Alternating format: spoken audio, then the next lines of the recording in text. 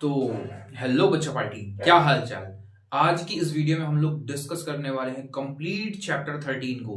13.1 से लेकर के 13.3 तक के सारे क्वेश्चंस और साथ ही बोर्ड एग्जाम में आने वाले जितने भी इंपॉर्टेंट क्वेश्चंस हैं वो सारे ही हम लोग इसमें डिस्कस करने वाले हैं। तो ये कंप्लीट वन शॉट वीडियो होने वाली है। वन शॉट नहीं बल्कि आप इसे गन शॉट वीडियो बोल सकते हो, क्योंकि इसके अंदर पूरे कॉन्सेप्ट के साथ साथ जो क्वेश्चन पूछे जाएंगे बोर्ड में उन सभी को आराम से डिस्कस किया जाएगा। तो इसमें कॉन्सेप्ट की भी बातें होंगी और साथ के साथ इंपॉर्टेंट क्वेश्चंस भी डिस्कस किए जाएंगे। तो चले स्टार्ट करते हैं। बहुत सारी आपने वन शॉट वीडियोस देखी होंगी, इस वीडियो को देखिएगा, इसमें बहुत कुछ अलग दिखाई देगा, क्योंकि इसमें हम लोग ऐसे ऊपर ऊपर से इस चैप्टर को कवर करने वाले नहीं है। टाइम जो भी लगेगा देख लेंगे हम लोग, पर अब ये इस सिंगल वीडियो के अंदर हम लोग लगभग सारे के सारे इंपॉर्टेंट कीवर्ड्स को, जो भी इंपॉर्टेंट की पॉइंट्स होंगे उन सभी को डिस्कस कर लिया जाएगा। तो चलिए स्टार्ट करते हैं, आइए देखते हैं। सबसे पहले जो हमारा चैप्टर है स्टैटिक्स यानी सांख्यिकी, इसके अंतर्गत बेसिकली हमसे तीन प्रकार के क्वेश्चन बनेंगे। पहला माध्य निकालने के लिए यानी मीन निकालने के लिए, दूसरा माध्यक जिसे हम माध्यिका भी बोलते हैं यानी मीडियन, और तीसरा है बहुलक यानी मॉड निकालने के लिए। तो जो सबसे पहले चर्चा करने वाले हैं हम लोग वो माध्यिकी है, फिर माध्यक पे आएंगे। इसमें बड़े अच्छे लेवल के क्वेश्चंस बनते हैं जो कि 4 से 6 नंबर में पूछे जाते हैं, और बहुलक से भी सवाल बनते हैं। बहुलक के सवाल ज्यादातर आप देखेंगे 1 से 2 नंबर के सवाल बनते हैं। ये कभी कभी अगर बोर्ड वालों की मूड खसकता है तो वो लोग इसको बड़े क्वेश्चंस में भी डाल देते हैं। तो चलिए स्टार्ट करते हैं। देखो, सबसे पहले इस चैप्टर के अंदर हम लोग बात करते हैं आंकड़ों की। आंकड़े क्या होते हैं भैया? आंकड़े हम उसे बोलते हैं जब हम किसी निश्चित उद्देश्य को ध्यान में रख करके कोई भी जानकारी इकट्ठी करते हैं, तो वो जो सूचनाएं हम प्राप्त करते हैं उन सूचनाओं को हम क्या बोलते हैं? आंकड़ा बोलते हैं यानी डेटा बोलते हैं। कौन सी सूचनाएं हो सकती हैं? वो कोई सी भी सूचना हो सकती है। 100 बच्चे खड़े हैं, वे कब जन्म हुआ उनका, उनकी जन्मतिथि की जो डेट है वह भी अपने आप में क्या है? एक आंकड़ा है। आप क्लास 10th में हो, आपके साथ पढ़ने वाले जितने भी बच्चे हैं उन सभी की हाइट कितनी कितनी है, यह भी एक प्रकार का आंकड़ा ही है, मतलब एक प्रकार का डेटा है ना। कितने बच्चे किस नाम के पढ़ते हैं वह भी एक प्रकार का डेटा है। आपकी क्लास के अंदर कितनी बेंच लगी हुई है वह भी एक प्रकार का डेटा है। एनसीईआरटी बुक के अंदर कितने क्वेश्चंस डले हुए हैं। तो आप क्या करो सिस्टमैटिक तरीके से कि द्विघात समीकरण में कुल कितने क्वेश्चंस हैं, समांतर श्रेणी में कितने क्वेश्चंस हैं, इस चैप्टर में कितने क्वेश्चंस हैं, इन सभी को अगर आप सिस्टमैटिक तरीके से एक जगह जमा देते हो तो उन्हें हम क्या बोलते हैं? आंकड़े बोलते हैं। अब ये आंकड़े बेसिकली कितने तरीके के होंगे? तो 3 तरीके के। पहला यथा प्राप्त आंकड़े, मतलब जैसे मिली इंफॉर्मेशन वैसी की वैसी ले ली हम लोगों ने। तो यथा प्राप्त आंकड़ों का जो माध्य निकालने का तरीका होगा वो होगा एक्स बार, क्योंकि माध्य को हम लोग एक्स बार से रिप्रेजेंट करते हैं, दिखाते हैं। तो यक्स बार है सिग्मा एक्स बटे में यन, जितने भी आंकड़े दिए रहेंगे उनका जोड़। सिग्मा का मतलब होता है जोड़, और यन मतलब है कुल कितने आंकड़े दिए हुए हैं उनकी संख्या। ठीक है, तो पहले इससे संबंधित एक सवाल कर लेते हैं। इन दोनों के बारे में आपने 9th क्लास में थोड़ा बहुत पढ़ा हुआ है, नहीं पढ़ा हुआ तो यहां देख लीजिएगा। इन दोनों से सवाल बहुत कम बनते हैं, यहां से ज्यादा पूछे जाते हैं, पर कभी कभी यहां से भी बनते हैं। 1 नंबर वाले में इनसे ही क्वेश्चंस बनते हैं। ठीक है, तो हम यथा प्राप्त आंकड़े से रिलेटेड एक सवाल करते हैं, जैसे 1 से 10 तक की धनात्मक विषम संख्याओं का माध्य बताइए। माध्य का मतलब होता है औसत। 1 से लेकर के 10 तक की जो विषम संख्याएं हैं, तो आप बोलोगे सर इसका हल करते समय हम क्या करेंगे? इसका हल करते समय हम ये कर सकते हैं कि 1 से लेकर के 10 तक की जो विषम संख्याएं हैं वो 1 है, वो 3 है, वो 5 है, वो 7 है, और वो क्या है? 9 है। ठीक है, अब इसका माध्य निकालना है। माध्य निकालना है तो माध्य को हम लोग एक्स बार से रिप्रेजेंट करते हैं, है ना।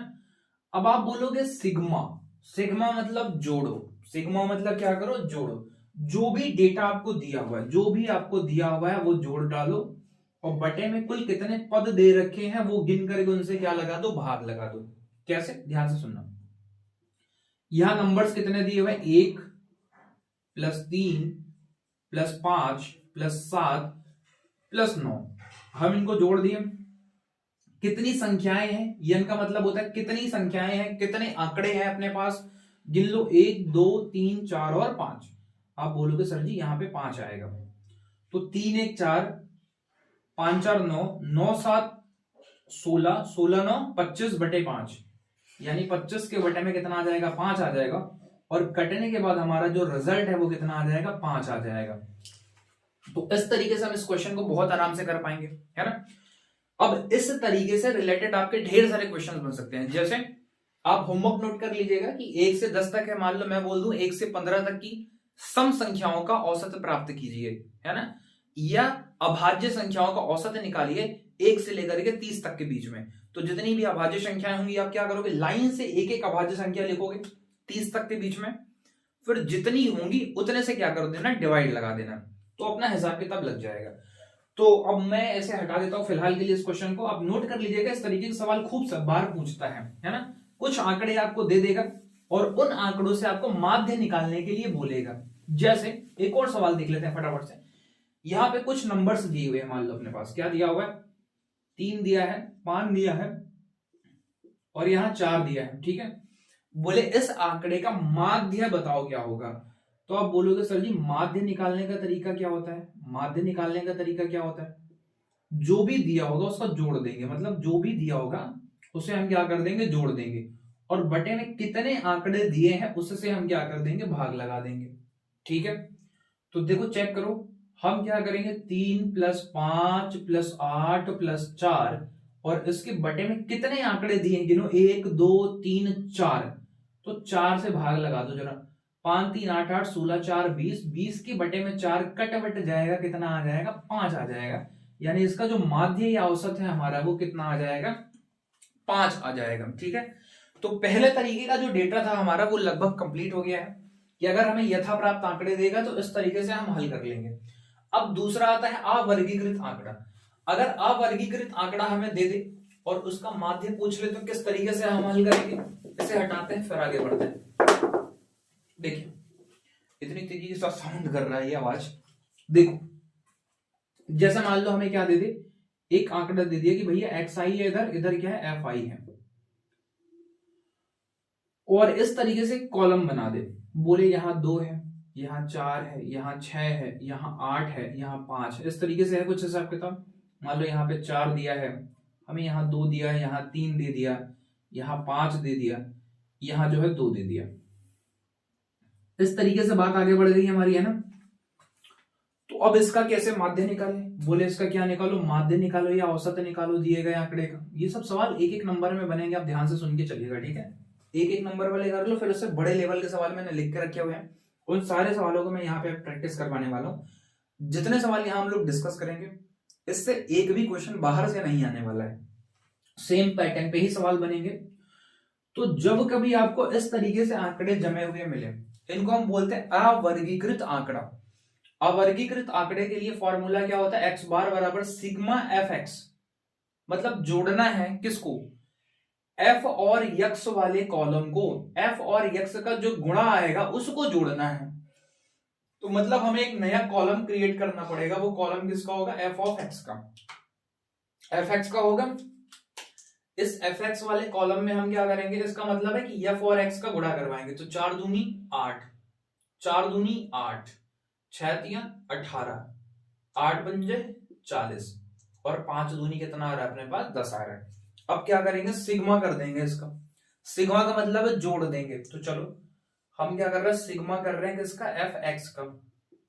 तो 10 40 10 50, 50 10 60 8 68, 68 8 74, 74 8 कितना हो जाएगा, 82, यहाँ पे 82 आ जाएगा, ठीक है।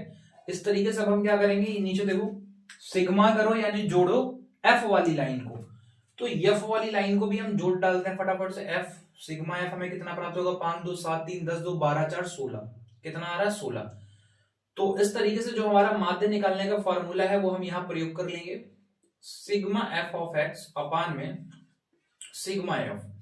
आप बोलोगे सर सिग्मा एफ एक्स कितना आया है, तो सिग्मा एफ एक्स हमारे पास आया है 82, और ये कितना आया है, 16 आया है।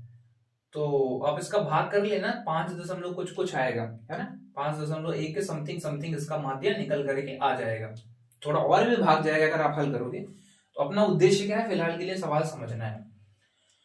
तो ये जो 2 तरीके थे ये हम लोगों ने डिस्कस कर लिए हैं, जिस तरीके से सवाल बनेंगे, एक ये तरीका और एक ही तरीका हमने अच्छे से डिस्कस कर लिया है। इन्हें मैं हटा देता हूं। अब जो लास्ट और मस्त तरीका है वो हमारा कौन सा है? वर्गीकृत आंकड़ों का। वर्गीकृत आंकड़ों को हल करने के लिए 3 अलग अलग विधियां हम प्रयोग करेंगे। पहला प्रत्यक्ष विधि, जिसे हम डायरेक्ट मेथड बोलते हैं। दूसरा है कल्पित माध्य विधि या अज्यूम्ड मीन मेथड है, या पग विचलन यानी स्टेप डेविएशन मेथड है। तो एक सवाल के अंदर हम लोग लगभग 3 से 4 चीजें निकालना सीखेंगे। प्रत्यक्ष विधि से भी करेंगे, कल्पित माध्य विधि से भी करेंगे, पग विचलन विधि से भी करेंगे, और उसी क्वेश्चन में हम लोग माध्यक भी निकालेंगे और उसका बहुलक भी निकालेंगे। ठीक है, तो सबसे पहले मैं इसे हटा देता हूं, इस वाले आंकड़े को। सिस्टमैटिक तरीके से हम लोग फिर से नया आंकड़ा लिख लेते हैं यहाँ पे। और जो ये फॉर्मूले हैं इनका आप स्क्रीनशॉट ले लीजिएगा, क्योंकि इनका हम लोग इस्तेमाल करने वाले हैं, है ना। गन शॉट वीडियो है, इसलिए फॉर्मूले को बहुत डिटेल से डिस्कस नहीं करेंगे, फिलहाल के लिए बता देते हैं। प्रत्यक्ष विधि का फॉर्मूला होता है एक्स बार बराबर सिग्मा एफ आई एक्स आई अपान में सिग्मा एफ आई। कल्पित माध्य का फॉर्मूला होता है ये, जहां ए क्या है, ए आप समझ लेना, ए है कल्पित माध्यम, ए है कल्पित माध्य, और इस तरीके से हल हो जाएगा। डी आई निकालने की जरूरत पड़ेगी तो हम ऐसे निकाल लेंगे, और पग विचलन विधि का फॉर्मूला इधर लिखा हुआ है ना। फिलहाल के लिए मैं उन्हें हटा देता हूं और एक सिस्टमैटिक सवाल लिख लेता हूं, फिर हम आगे बढ़ते हैं।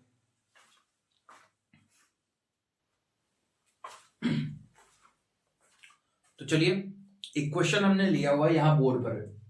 इसके कैलकुलेशंस वगैरह मैंने पहले ही कर दिए हैं, क्योंकि मैं यहां भी आपको कैलकुलेशन नहीं सिखा रहा, क्वेश्चन करने का तरीका सिखा रहा हूं। ठीक है, देखिए सबसे पहले जो हम बात करने वाले हैं कि वर्गीकृत आंकड़ों में जो प्रत्यक्ष विधि है सबसे पहले हल करने की, वो तरीका क्या है।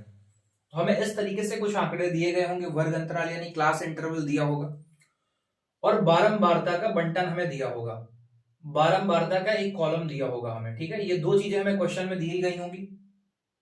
उसके आगे अगर हमसे बोलता है कि प्रत्यक्ष विधि से हल करो, तो प्रत्यक्ष विधि से हम लोग इस तरीके से हल करेंगे। हम क्या करेंगे, वर्ग अंतराल की सहायता से xi निकाल लेंगे। कैसे xi निकलता है, इसे हम बोलते हैं वर्ग की निचली सीमा, और यह है हमारी उच्च सीमा। उच्च सीमा और निम्न सीमा, इन दोनों को जोड़ करके हम क्या प्राप्त कर लेते हैं, xi का मान प्राप्त कर लेते हैं, है ना। देखो, जो उच्च सीमा और निम्न सीमा है, हम इन दोनों को क्या करेंगे, जोड़ देंगे। मतलब कुल मिलाकर के सीमा उमा हटाओ, हम इन दोनों को क्या करते हैं, जोड़ देंगे। 25 और 10 को जोड़ेंगे, कितना आ जाएगा, 35 आ जाएगा, और उसमें 2 से भाग लगा देंगे। यानी xi का मान प्राप्त करने के लिए हम क्या करेंगे, जो ये 2 लिमिट हमें दे रखी होंगी 10 और 25, हम इन्हें आपस में क्या करेंगे, जोड़ेंगे, और बटे में क्या करेंगे, 2 से भाग लगाएंगे। तो 25 10 कितना होता है, 35 के बटे में 2 आएगा, और यहाँ पे कितना आ जाएगा, 17.5 आ जाएगा। इस तरीके से इसका भाग लगाने पे हमारा आंसर आएगा। ऐसे ही आप 40 और 25 को जोड़ोगे, कितना आ जाएगा, 65 आ जाएगा। 65 को 2 से भाग करोगे, कितना आएगा, 32.5 आएगा। इसको देखेंगे तो कितना आ जाएगा, 95 आएगा। 95 को 2 से भाग लगाओगे तो कितना आएगा, 47.5। यही प्रक्रिया सब में की गई है। एक और तरीका होता है xi को निकालने का, वो क्या होता है कि आप वर्ग अंतराल देख लो, और वर्ग अंतराल के बीच में देखो गैप कितना है ना। पहली सीमा और दूसरी सीमा के बीच में गैप कितना दिख रहा है आपको, 10 से 25 के बीच में जो मुझे गैप दिख रहा है वो कितने का दिख रहा है, 15 का गैप दिख रहा है ना। यहां 15 का गैप दिख रहा है। 25 से 40 में भी कितने का गैप दिख रहा है, 15 का गैप दिख रहा है। तो आप क्या कर सकते हो, केवल एक निकालो। 25 और 10 को जोड़ो, कितना होगा, 35। 35 का आधा 17.5 आया। अगर यहां 15 का गैप है, तो यहां भी कितने कितने का गैप चलेगा, 15 का गैप चलेगा। यानी 17.5 से 32 के बीच में भी कितने का गैप है, आप देख लोगे तो 15 का ही गैप है। अब इसमें 15 जोड़ोगे तो 47, इसमें 15 जोड़ोगे तो 62, इसमें 15 जोड़ोगे तो 77, इसमें 15 जोड़ोगे तो 92 आएगा। तो दूसरा तरीका ये होता है कि बार बार आप इन नंबर को जोड़ करके आधा मत करिए, यहाँ पे एक निकाल लो, उसके बाद गैप जितना है उसको ये नंबर जोड़ते चले जाओ, ऑटोमेटिक आपको xi पता चल जाएगा। और जब हम xi निकाल लेंगे, तो चूंकि फॉर्मूला हमारा जो प्रत्यक्ष विधि का है वो क्या है, x बार बराबर सिग्मा fi xi अपान में सिग्मा fi। मतलब fi और xi का गुणनफल करके उसको क्या करो, जोड़ डालो। तो हम क्या करें भैया, fi और xi का पहले गुणा कर देंगे, तो 17.5 और 2 का गुणा करेंगे तो 35 आएगा। 32.5 को 3 से गुणा कराएंगे तो ये आएगा। इसको इसको गुणा करेंगे तो ये आएगा, ये गुणनफल आपको यहाँ पे लिखे हुए हैं ऑलरेडी, ठीक है। फिर क्या करना है, सिग्मा कर दो एफ आई एक्स आई वाले का, एफ आई एक्स वाई वाली लाइन का सिग्मा मतलब सबको जोड़ देंगे, तो सबको जोड़ देंगे, सिग्मा एफ आई एक्स आई कितना आ जाएगा, 1860 आ जाएगा। अब माध्य का फॉर्मूला लिख लो चुपचाप, एक्स बार बराबर सिग्मा एफ आई एक्स आई अपान में सिग्मा एफ आई, बराबर में जो वैल्यू आई अपने पास 1860 के बटे में 30 बराबर में 62 आया हो। तो इस तरीके से हम लोग प्रत्यक्ष विधि से माध्य निकाल लेंगे। अब ये विधि अगर आपको पेपर में बोलता है, डायरेक्ट बोलता है कि आप प्रत्यक्ष विधि से ही हल करो, तो आप ये विधि लगाओ। इस विधि में क्या होता है, कैलकुलेशंस थोड़ा बड़े बड़े हो जाते हैं। जैसे यहाँ पे देखो, इन दोनों को गुणा करने में थोड़ा भारी आया, इसको गुणा करने में नंबर बड़े हो गए, इसको गुणा करने पे नंबर बड़ा हो गया। अगर ये नंबर यहाँ बदल जाते और यहाँ पे और बड़े बड़े नंबर आ रहे होते, तब तो गुणा करने में हालत खराब हो जाती। उससे बचने के लिए हम लोग बाकी दो विधियों का इस्तेमाल करते हैं। आइए हम इसे हटा करके उन दो विधियों को सीखते हैं। जो दूसरी विधि है हमारी, वो है कल्पित माध्य विधि। तो इतने का आप स्क्रीनशॉट लीजिए, उसके बाद हम इसे लगा देते हैं दूसरी विधि से। तो चलिए अब हम दूसरी विधि देख लेते हैं, कल्पित माध्य विधि। सेम प्रश्न को यहाँ पे मैंने लिखा हुआ है, वही वर्ग अंतराल है, वही बारंबारता और वही एक्सआई है। यहां तक की जो टेबल बनेगी वो बिल्कुल सेम तरीके से बनेगी। बारंबारता वर्ग अंतराल लिखा हुआ है, यहां बारंबारता लिखी हुई है। बारंबारता को हम लोग एफ आई से दिखाते हैं, यहां एक्सआई वाला कॉलम बना हुआ है। एक बार फिर से मैं आपको याद दिला दूं कि एक्सआई आता कैसे है। हम निचली वर्ग सीमा और ऊपरी वर्ग सीमा दोनों को जोड़ते हैं, मतलब उच्च सीमा और निम्न सीमा को जोड़ते हैं, फिर उसमें 2 से भाग लगाते हैं। 25 और 10 को जोड़ करके 2 से भाग लगाएंगे तो कितना आएगा, 17.5। तरीका यही सब में अप्लाई करते चलेंगे। इनको जोड़ करके 2 से भाग, इन दोनों को जोड़ करके 2 से भाग लगाएंगे, फिर इन दोनों को जोड़ करके 2 से भाग लगाएंगे। या दूसरा तरीका क्या था, हम गैप देख लेंगे, इनके बीच में गैप कितना है, 10-10 का गैप है, 15-15 का है, 20-20 का है। तो यहां पे हमें गैप कितने का दिख रहा है, 15 का। तो जो 15 का गैप दिख रहा है, यानी इन दोनों को एक बार यहां सॉल्व कर लिया, फिर सब में 15 जोड़ते चले जाएंगे और हमारा एक्सआई का मान आता चला जाएगा। ठीक है, देखो कल्पित माध्य विधि में क्या होता है, कल्पित माध्य विधि में यानी अज्यूम्ड मीन मेथड में हम क्या करते हैं कि रैंडम जो भी हमारे पास एक्सआई आया होता है, हम इनमें से किसी एक को माध्य मान लेते हैं कि यही हमारा आंसर है। जैसे यहां पे मैंने 47.5 को अपना क्या मान लिया, कल्पित माध्य मान लिया, अज्यूम्ड मीन मान लिया। हम ये मान लिए कि जो हमारा आंसर है वो 47.5 है। तो इसके बराबर में हमने क्या लिख दिया, ए लिख दिया, भैया यही हमारा कल्पित माध्य है। और अब उसके बाद हमें एक नया कॉलम की रिक्वायरमेंट पड़ती है, जरूरत पड़ती है। आप अगर देखो तो डी आई की, तो डी आई कैसे आता है, डी आई लाने का तरीका आपको बताए थे हम। डी आई का फॉर्मूला भी थोड़ी देर पहले लिखा हुआ था स्टार्टिंग में। एक्स आई में से हम ए को घटा देते हैं तो हमें क्या प्राप्त हो जाता है, डी आई आ जाता है। एक्स आई क्या है भैया, ये जो लाइन दे रखी है। ए क्या है, जो हमने माना है। ठीक है, तो शुरुआत यहीं से करते हैं। जैसे 47.5 हमारा क्या है, ए है, और एक्स आई का मान भी कितना है, एक्स आई का मान भी अगर मैं यहां लिखना चाहूं, यहां देखो, यहां 17.5 है, और इसमें से अगर हम 47.5 घटाएंगे तो कितना आएगा, -30 आएगा।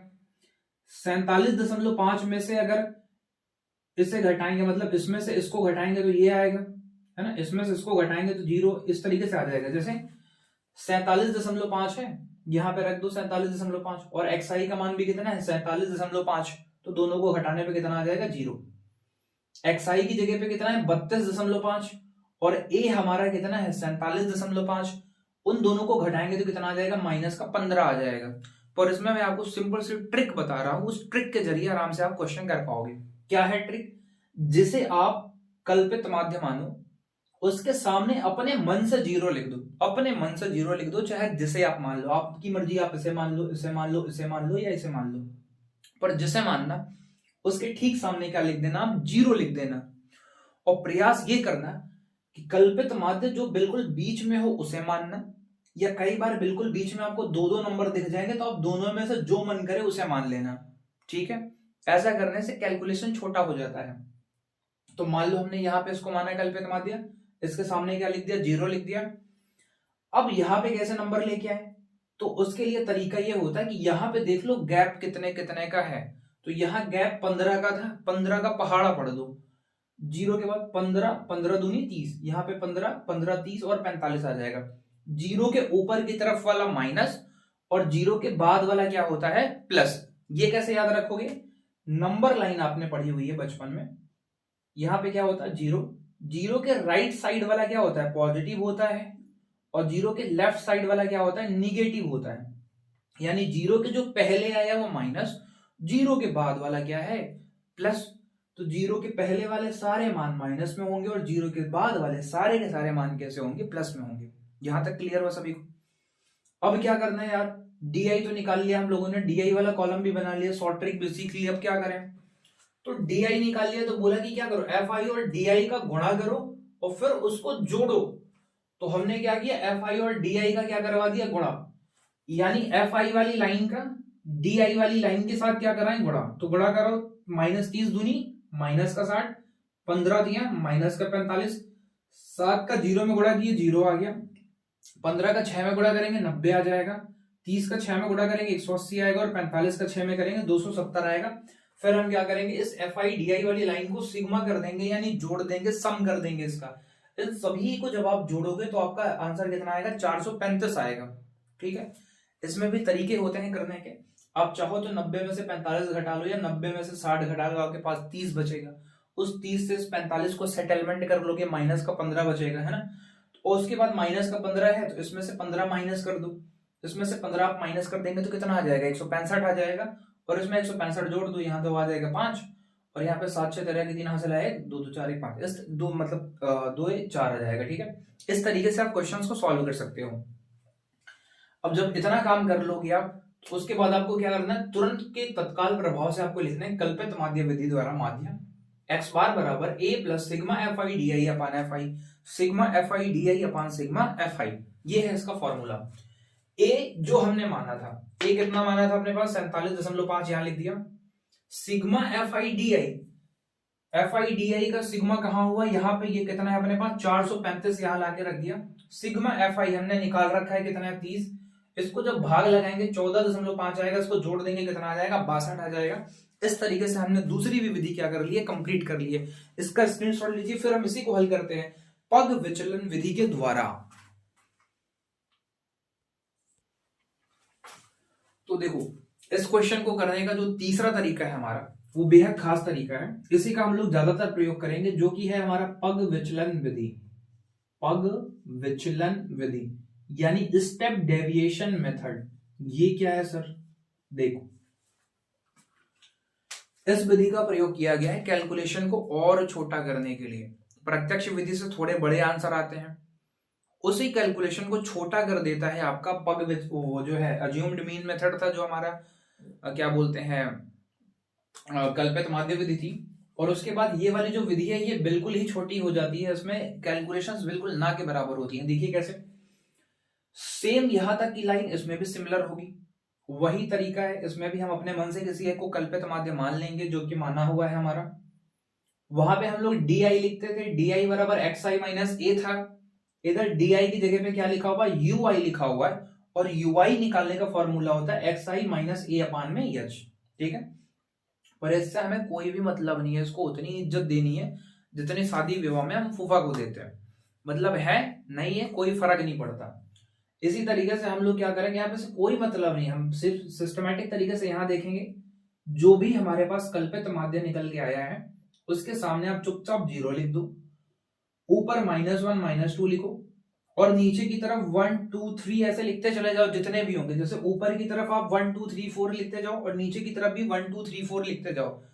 ऊपर वाले को माइनस कर देना और नीचे वाले को क्या कर देना प्लस कर देना, बस इस बात का ध्यान रखना बस। ठीक है, जिसे कल्पित माध्य मानोगे उसके सामने 0 लिखोगे, ऊपर की वैल्यू में -1 -2 -3 -4 जहां तक जाए, नीचे की वैल्यू में 1 2 3 4 जहां तक जाए। इतना कर लेने के बाद अब हमें क्या करना पड़ता है, एफ आई और यू आई का गुणा करवाना पड़ता है, जहां पे हम लोग डी आई करवाया करते थे। क्योंकि फॉर्मूला क्या है हमारा, फॉर्मूले में बोलते हैं कि एफ आई और यू आई का गुणा करवा के उसका सिग्मा करो जोड़ो। तो भैया एफ आई और यू आई का गुणा करवाते हैं, 2 दूनी -4, 3 1 -3, इन दोनों को गुणा किया 0 आया, 6 कम 6 आया, 6 दूनी 12 आया और 6 दिया 18 आया। फिर बोला कि सिग्मा एफ आई यू आई करो, मतलब इस पूरी लाइन को जोड़ डालो। सिग्मा का मतलब होता है जोड़ डालो। कौन सी लाइन को? एफ आई यू आई वाली लाइन को जोड़ो। ऋण 4 3 7 माइनस का 7 हुआ, यहाँ 6 है, कट पिट के माइनस का 1 बचा। 12 में से 1 कम कर दोगे 11 होगा, 11 में 18 जोड़ोगे कितना आ जाएगा? 29 आ जाएगा। एकदम सिंपल सी कैलकुलेशन यहां तक हो जाएगी सबकी, है ना। और इस क्वेश्चन में खास बात अगर आप देख पा रहे हो, इसमें यच है। यच को हम बोलते हैं वर्ग माप। वर्ग माप कैसे पता चलती है? पिछले कई बार मैं बताता आया हूं आपको कि यहां से यहां के बीच में जो गैप है, जो अंतराल है, उसी को हम बोलते हैं वर्ग माप। 25 से 40 के बीच में जो गैप है वो कितने का है? 15 का। यहां भी 15 का, यहां भी 15 का, 15 का गैप दिया हुआ है, यानी जो हमारा यच है वो कितना दे रखा है? 15 दे रखा है। क्वेश्चन में फिट करते हैं, फिर आगे बढ़ते हैं। देखो ए का मान कितना दिया हुआ है? ए का मान दिया हुआ है 47.5 दे रखा है, ठीक है। और प्लस में सिग्मा एफ आई यू आई कितना दिया हुआ है? 29 दिया हुआ है अपने पास। सिग्मा एफ आई कितना दिया हुआ? 30 दिया हुआ है। और वर्ग माप हमारे पास कितना दे रखा है भाई? यहां चेक कर लो, वर्ग माप अपने पास कितना दे रखा है? 15 दे रखा है। आप बोलोगे सर 15 एकम 15, 15 दूनी 30। इस बार मैं कैलकुलेशन आपको करके दिखा रहा हूं ताकि यहां भी फील कर लो, है ना। नहीं तुम लोग भी कैलकुलेटर निकाल के छाप डालते होगे। 29 का आधा कर दो कितना आ जाएगा? 14.5 आएगा। क्यों? जोड़ो, 5 5 10 की 0 हासिल, 1 7 4 11 1 12 की 2 हासिल आए, 4 1 5 और 1 कितना आ जाएगा? 6 आ जाएगा। तो इससे भी जो हमारा माध्य निकल करके आया वो कितना निकल करके आया? 62 निकल करके आया। इस तरीके से हम लोगों ने 3 विधियों को हल कर लिया है। लाइन बाय लाइन आप तीनों विधियों को अगर आपको ना समझ में आए तो आप वीडियो वापस से रिवाइंड करके देख सकते हो। माध्य निकालने के बाद अब हम आगे बढ़ चलते हैं कुछ खास सवालों पे। इसका स्क्रीनशॉट लीजिए, फिर हम आगे बढ़ते हैं। तो देखो अगला जो क्वेश्चन है वो आपको बोर्ड पे दिख रहा होगा। बोर्ड एग्जाम के लिए बेहद खतरनाक सवाल है ना, कई बार ये परीक्षा में पूछा गया है। इसमें ये बोला है कि आपको एक बारंबारता सारणी दे रखी है जिसका माध्य 18 दिया हुआ है। बच्चों का जो माध्य जेब खर्च है वो कितना है? 18 है। तो इसमें लुप्त बारंबारता यानी एफ का मान हमें फाइंड करना है। लुप्त बारंबारता वाला सवाल कई बार परीक्षाओं में पूछा जाता है, इसलिए ये सवाल थोड़ा खास हो जाता है। दैनिक जेब भत्ता में दिया हुआ 11 से 13, 13 से 15, ऐसे करते हुए 23 से 25 तक। बच्चों की संख्या में 7 6 इतनी करके यहाँ पे एफ का मान हमें निकालना है। तो क्या करेंगे? सबसे पहले तरीका बिल्कुल सिमिलर है, एक्सआई बना लेंगे। एक्सआई कैसे बनता है? दोनों को जोड़ करके आधा कर देंगे, 12 आ गया। यहाँ कितने का गैप है? 2 का। इसमें जोड़ते चले जाओ, 12 2 14 2 16, फिर 18, फिर 20, फिर 22, फिर 24। ऑटोमेटिक ये बनता चला जाएगा। बार बार हमें इन्हें जोड़ करके आधा करने की जरूरत नहीं है। हम किसी एक को माध्य मान लेंगे। हालांकि क्वेश्चन में हमें माध्य गिवन है, इस क्वेश्चन में हमें माध्य दिया हुआ है। इसने बोला है ना कि माध्य जेब खर्च जो है वो कितना दे रखा है? 18। तो ऑटोमेटिक हमें जो माध्य है वो कितना दे रखा है? 18 दे रखा है। तो हम यहाँ क्या करते हैं? मान लेते हैं 18 को ही कल्पित माध्य मान लेते हैं ए। तो कल्पित माध्य मानने के बाद हम अगला कॉलम बनाते हैं यू आई का। पग विचलन विधि द्वारा ही हम लगभग सारे सवालों को करेंगे। तो यहाँ पे क्या आ जाएगा? 0। आपको बताया था कि ऊपर की तरफ हमें क्या लिखना है? 1 2 3, नीचे की तरफ प्लस का 1 2 3 लिखना है। बस ऊपर माइनस में, नीचे क्या लिखना है? प्लस में। तो -1 -2 -3, यहाँ पे 1 2 और आगे 3 हो गया, ठीक है। इसके बाद जो अगला कॉलम बनता है वो क्या बनता है? एफ आई यू आई का। मतलब इन दोनों का गुणा कराओ, 7 या 21 आ जाएगा। 6 दूनी का -12 आया, 9 1 का -9 आया, यहाँ पे कितना आया? 0 आया। यफ 1 का यफ आया, 5 दूनी 10 और 4 थी 12 आ गया। अब क्या करो? एफ आई यू आई को जोड़ डालो। तो जोड़ लो भैया सभी को। 21 और 9 मिलकर 30 हो जाएगा। 12 10 22, यहाँ 8 बचेगा। घटा वटाओगे कितना आ जाएगा? ये घटा फिरा के पूरा कितना आ जाएगा? हिसाब किताब लगाने के बाद -20 प्लस यफ आ जाएगा आपका। वैल्यू पुट कर दो। माध्य हमें दिया हुआ है, क्वेश्चन में कितना दिया हुआ है? 18। ए का मान हमने कितना माना हुआ है? 18 plus sigma F I U I की वैल्यू कितनी दे रखी है हमें? -20 और प्लस में एफ दे रखा है बटे में सिग्मा एफ आई हमें कितना दिया हुआ है? देखो सिग्मा एफ आई का नाम 44 प्लस एफ दे रखा है गुणे में एच। इनके बीच में जो गैप दिख रहा है हमें वो कितने कितने का गैप दिख रहा है? 2 2 का गैप दिख रहा है। यहाँ पे क्या कर लोगे आप? 2 कर लोगे। 18 उधर लेके जाओगे, 18 में से 18 घट के क्या हो जाएगा? 0 हो जाएगा। 0 हो जाएगा। और यहाँ पे क्या बचेगा अपने पास? -20 प्लस एफ अपान में 44 प्लस एफ और इंटू में 2 बचेगा। ये इधर जाएगा 0 हो जाएगा और ये बटे में जाएगा, ये भी 0 हो जाएगा। तो अपने पास कुल मिलाकर के एफ बराबर कितना आ जाएगा? 20। एफ बराबर कितना आ जाएगा? 20। तो इस क्वेश्चन का आंसर क्या आ जाएगा? एफ बराबर 20। अतः यफ का मान क्या होगा, 20 होगा। ये हमारा फाइनल आंसर है। अब इसका स्क्रीनशॉट लीजिए, फिर हम अगले क्वेश्चन पे आते हैं। ठीक है, तो चलिए अब हम देख लेते हैं हमारा जो अगला टॉपिक है। माध्य के बाद आता है बारी माध्यिका की। माध्यिका क्या होती है? माध्यिका को बेसिकली हम लोग माध्यक भी बोलते हैं और इंग्लिश में से क्या बोलते हैं, मीडियन बोलते हैं। इसका मतलब क्या होता है? माध्यिका का मतलब होता है ठीक बीच का कोई नंबर सेलेक्ट करो। जैसे हम क्या बोलेंगे, माध्यक या माध्यिका बोलेंगे। पहले कुछ 3 तरीके के सवाल मैं आपको करवाऊंगा, जिनसे ज्यादा बाहर कोई और बोर्ड एग्जाम में क्वेश्चन बनने वाला नहीं है। एक पहले रैंडम क्वेश्चन लेते हैं हम लोग, जैसे अभी तक करते आए थे। जैसे मान लो मैंने एक क्वेश्चन लिखा यहाँ पे, वो क्या लिखा कि 3, 4, 5, 6, 7 और 8। यहां पे कुछ आंकड़े लिखे मैंने, 3 और 3 6 आंकड़े लिखे। एक इसी तरीके से एक और आंकड़ा मैं लिखता हूं यहाँ पे दूसरा, कि आप बताओ जरा 11, 13, 14, 15, 16 और 17, या 11 के बाद मान लो अपने पास यहाँ पे जो है 13 है, तो यहाँ पे ले लेते हैं हम 12 ले लेते हैं, 1 2 3 4 5 6, और यहाँ पे 11 भी ले लेते हैं। ठीक है, यहाँ पे 2 रैंडम आंकड़े लिखे गए। पहला क्वेश्चन लिखा गया 3 4 5 6 7 8, और यहाँ पे लिखा हुआ 11 12 13 14 15 16 17। अब बोले इन दिए गए आंकड़ों का क्या बताओ, माध्यक बताओ। क्या बताओ भैया, माध्यक।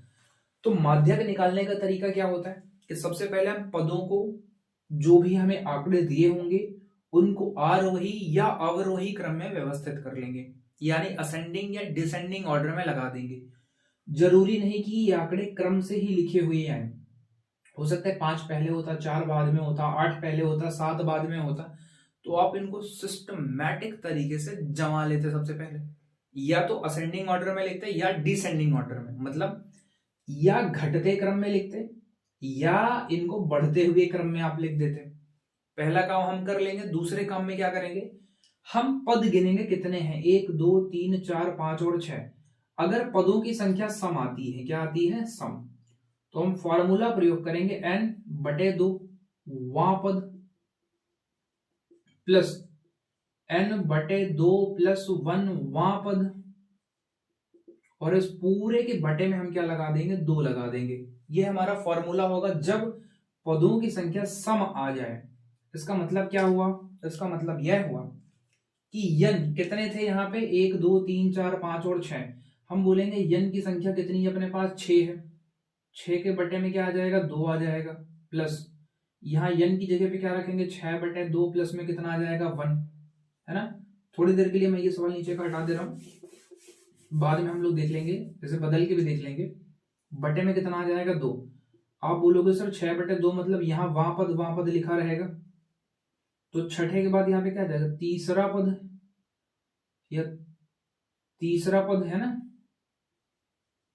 तीसरा जो पद होगा, और यहाँ पे 3/2 मतलब 3 + 1 चौथा पद, चौथवा पद,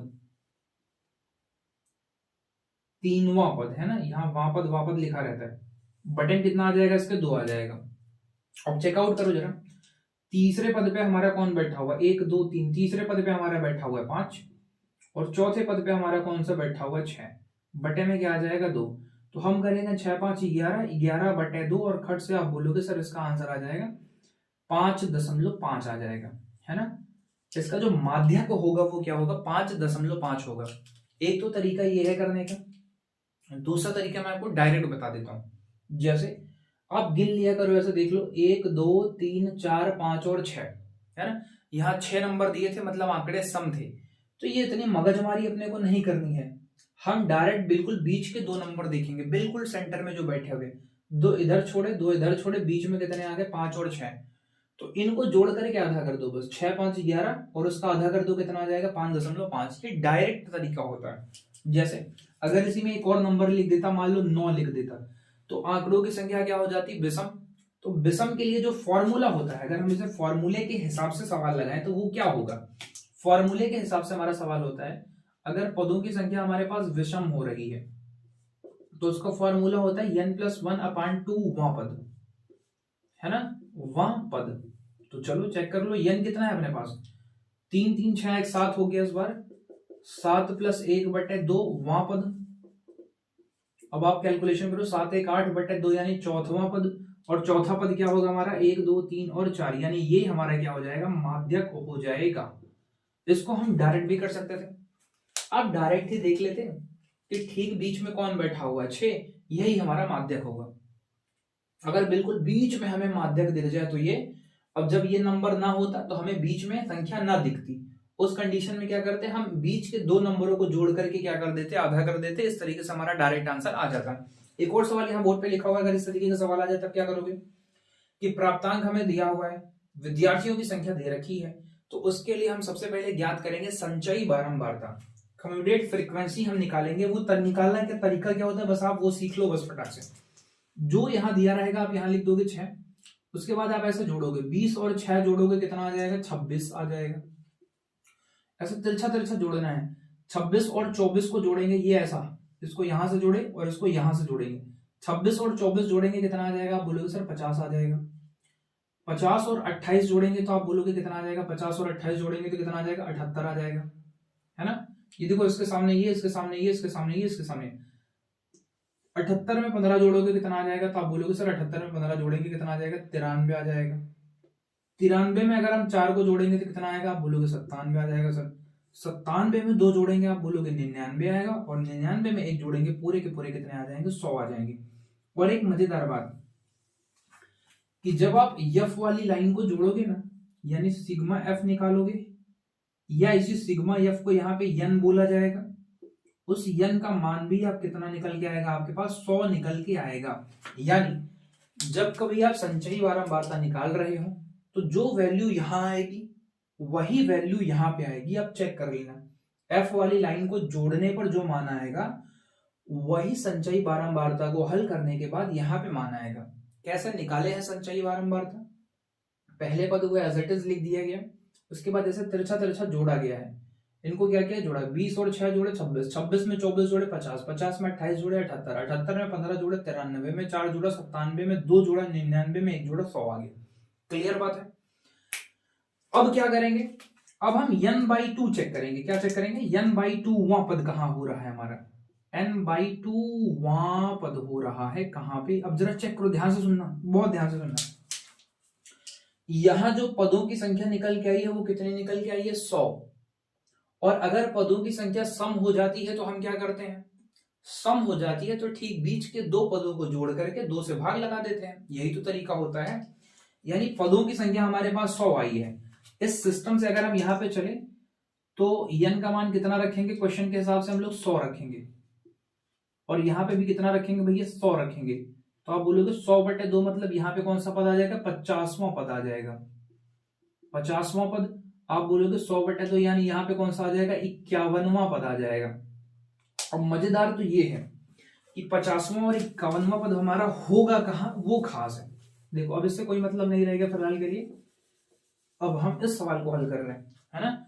इसमें पदों की संख्या क्या थी 100, 100 आने का मतलब यह हुआ कि ये सम है, सम है तो तरीका हमारे पास ये दिया हुआ है। अब हमारा 50वां और 51वां पद कहां होगा वो समझ लो। संचयी बारंबारता हमें ये बताती है कि 1 से लेकर के 6 नंबर तक के जो पद हैं वो सब क्या है यहाँ पे हैं। 6 के बाद वाले 7वां 8वां 9वां 10वां 11वां ऐसे 26वें पद तक कहां है, यहाँ पे है। 26 के बाद 27वां 28वां 29वां 30वां सब कहां पे है, यहां तक। इस वाले में केवल 50 तक है, मतलब 26 के बाद है और 50 तक है। 51वां पद कहां होगा, तो आप बोलोगे सर 51वां पद कहां होगा, 78 वाले कॉलम में होगा, है ना। तो आप चेक करो, हमें चाहिए कौन सा 50वां पद, तो 26 के बाद 50वें तक वाले जो पद हैं वो सब यहां पे पड़े हुए हैं, यहां पे पड़े हुए हैं, इसमें डला हुआ है। और वो पद हमारा कौन सा है 28, कौन सा है 28, तो आप यहां पे चुपचाप लिख लोगे 28 प्लस 51वां पद कहां पे आएगा, तो आप बोलोगे सर 51वां पद 50 के बाद 51वां 52वां 53वां 54वां सब इसी वाले में होगा, और इस वाले में हमें दिख रहा है कितना है, ये 29 है। कितना है अपने पास 29, और इसको हम क्या कर देंगे बटे में 2 कर देंगे। 28 और 29 को जोड़ लो और उसको आधा कर दो, जितना आ जाएगा 28 दूनी 56 1 57 के बटे में 2, जो भी आएगा हल करने के बाद आप हमारा वो क्या हो जाएगा, आंसर हो जाएगा। ठीक है, तो ये जोड़ने के बाद लगभग कितना बैठ रहा होगा, जोड़ो 28 दूनी 56 1 57, 57 के बटे में 2, तो 57 के बटे में 2 का मतलब लगभग ये हमारा 28.5 आ रहा है ना। एक और तरीका मैं आपको बताऊं, जादुई तरीका आंसर निकालने का। वो तरीका ये है कि जब यहाँ पे दो क्रमागत नंबर दिखे ना, जैसे 28 और 29, इनके ठीक बीच का नंबर हमारा आंसर होगा। जैसे उदाहरण के लिए अगर मैं बोलूं कि भैया एक बात बताओ, 2 3 4 5 और 6, 2 2 4 1 5, एक और ले लेते हैं हम लोग 7, इनका माध्यक बताओ। तो आप बोलोगे सर पद गिन लेते हैं पहले, कितने हैं, 1 2 3 4 5 और 6 पद है, मतलब सम है, मगजमारी करनी पड़ेगी। कोई मगजमारी नहीं है। जब एक नंबर में ये सवाल पूछे तो आप फट से देखो 4 और 5 है, 4 और 5 के ठीक बीच में कौन आएगा, 4.5, ये हमारा क्या हो जाएगा, माध्यक हो जाएगा। इस हिसाब से आप शॉर्ट ट्रिक का इस्तेमाल कर सकते हो एक नंबर के क्वेश्चंस को हल करने के लिए। तो उम्मीद है यहाँ तक के सवाल आप आराम से इजी तरीके से हल कर लोगे। और यहाँ तक अगर क्लास आपको अच्छी लग रही है तो इसे लाइक कर देना, शेयर कर देना, फिर मतलब अपने दोस्तों के साथ शेयर कर लेना, स्पेशली उन बच्चों के साथ जिनकी तैयारी बिल्कुल ही वीक है। और आपकी तैयारी तो बेहतर हो ही जाएगी इस वीडियो के माध्यम से, है ना। अब चलिए हम अपने अगले क्वेश्चन पे आ जाते हैं, इसे हटा देते हैं।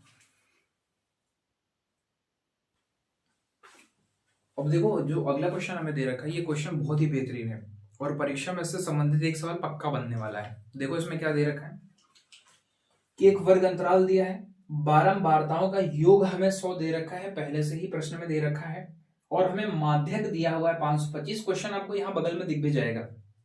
तो इस सवाल को करने का जो बेस्ट तरीका है वो क्या है कि वर्ग अंतराल और बारंबारता हम लिख देंगे, उसके बाद संचयी बारंबारता निकालेंगे। कैसे, पहला पद लिखेंगे, फिर ऐसे तिरछा तिरछा जोड़ेंगे, 5 2 7, 7 में यक्स जोड़ेंगे, 7 प्लस यक्स होगा, यहाँ 12 जोड़ेंगे, 19 प्लस यक्स होगा, फिर 19 और 17 जोड़ेंगे, 36 प्लस यक्स होगा, फिर 36 में 20 जोड़ेंगे, कितना आ जाएगा 56, 56 में y जोड़ेंगे तो 56 प्लस x प्लस वाई आ जाएगा, फिर 56 में यहाँ 9 जोड़ेंगे तो 65, इस तरीके से यहाँ जोड़ेंगे 72, और 72 में 4 जोड़ेंगे 76 प्लस x प्लस वाई आ जाएगा, है।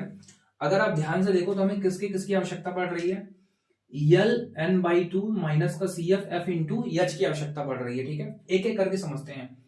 सबसे पहले हम माध्यक वर्ग डिसाइड करेंगे कि हमारा माध्यक वर्ग कौन सा है। तो चूंकि क्वेश्चन में हमें माध्यक दिया हुआ है 525, इसका मतलब है हम जो वर्ग अंतराल सेलेक्ट करेंगे वो कहां होना चाहिए, 525 कहां होगा, आप इनमें चेक करो। तो आप बोलोगे सर 500 और 600 के बीच में आएगा, यानी ये वाला जो वर्ग है हमारा, ये वर्ग हमारा कौन सा वर्ग हो जाएगा, आप बोलोगे सर जी ये हमारा माध्यक वर्ग हो जाएगा, माध्यक वर्ग हो जाएगा। ठीक है, अगर ये हमारा माध्यक वर्ग हो जाएगा तो माध्यक वर्ग की बारंबारता को हम क्या बोलते हैं, यफ बोलते हैं, क्योंकि क्वेश्चन में देखो यफ मतलब माध्यक वर्ग की बारंबारता, माध्यक वर्ग की बारंबारता।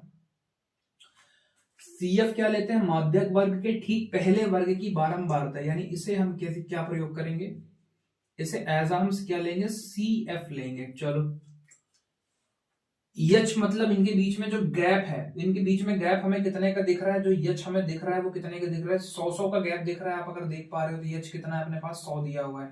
ठीक है, चलो बारंबारताओं का जो योग दिया हुआ है वो 100 दिया है, इसका मतलब है कि यन का मान हमें कितना दिया हुआ है, 100 दे रखा है क्वेश्चन में। ठीक है, और हमने एक बात और बताया था आपको, ये वाली जो वैल्यू है हमारी और यहां का जो मान है वो हमेशा क्या आता है, बराबर आता है। यानी इस हिसाब से तो हम लिख सकते हैं, क्या लिख सकते हैं कि जो हमारा 76 है और प्लस में यक्स और प्लस वाई है वो कितने के बराबर हो जाएगा, 100 के बराबर हो जाएगा, है ना। तो यानी यहां से जो हमारा x प्लस वाई निकल के आएगा वो क्या निकल के आएगा, 100 माइनस का 76, और x प्लस वाई की जो वैल्यू आएगी वो कितनी आएगी, 24 आएगी। इस हिसाब से हमने एक समीकरण बना लिया यहाँ पे। ठीक है, अब देखो जरा,